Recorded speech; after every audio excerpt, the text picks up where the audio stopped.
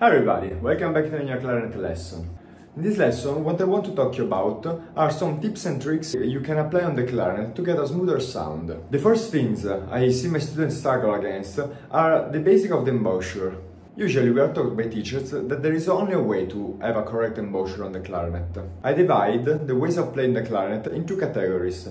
You can have the classical embouchure, or I would like to call it the jazz embouchure. The first kind of embouchure, the classical one, is the one I was taught when I was a kid. It consists of putting your lower lips backwards over your teeth, and it's commonly used because it guarantees a better control over the sound. This kind of embouchure presents a problem in itself for a beginner.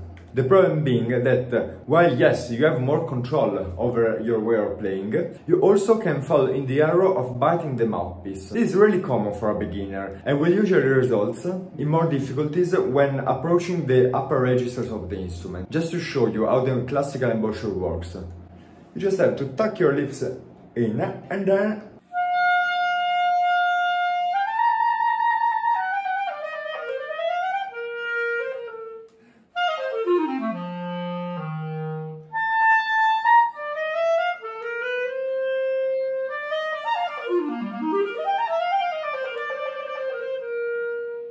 as you can hear, the sound was fine, but myself personally, I don't have a lot of space in my mouth. So, when trying to play with this embouchure, I always find difficult when I have to reach the staccato section of a song, especially if the parts where it's required to play staccato are played at a fast tempo. So, to adjust to a more comfortable position for my mouth, I opted for what I like to call the jazz embouchure.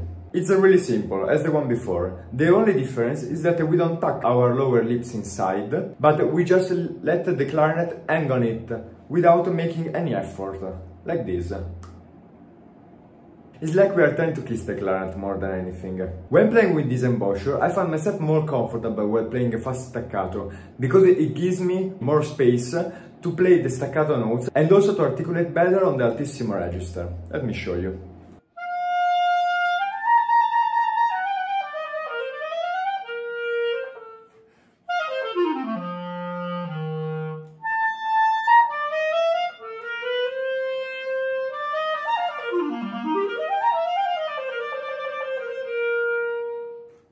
What happens for a beginner is that the sound of the classical embouchure results smaller, and also the students usually need to put more effort to achieve a good sound. This will cause more fatigue when studying, and the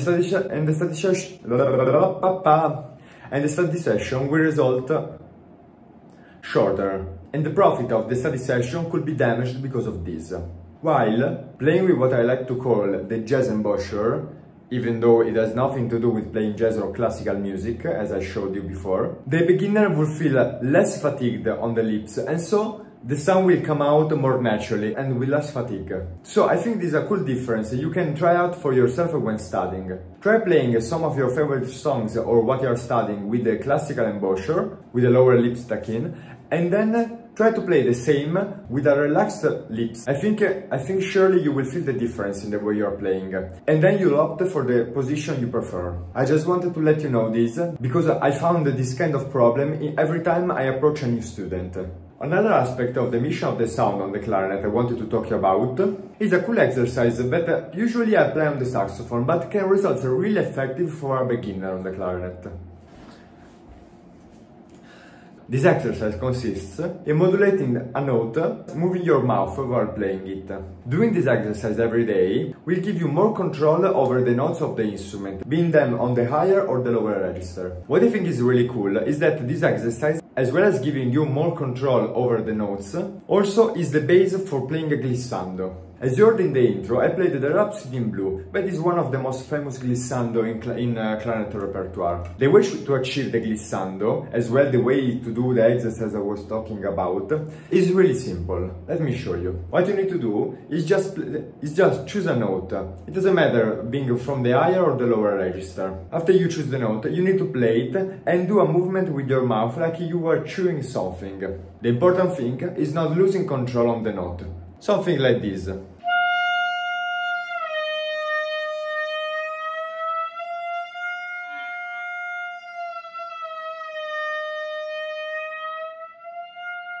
As you've seen and heard, I didn't move my fingers on the instrument, I was just playing G, but with my mouth the note went down as far as playing an F. This exercise gives you more dexterity when playing and helps you achieve more control on the instrument. You can apply it on the lowest note on the instrument,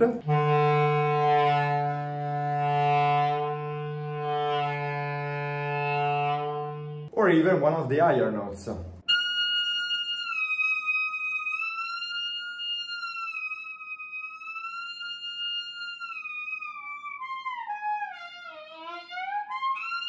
Clearly, the higher the notes, the lower you can go with this exercise, playing the same note.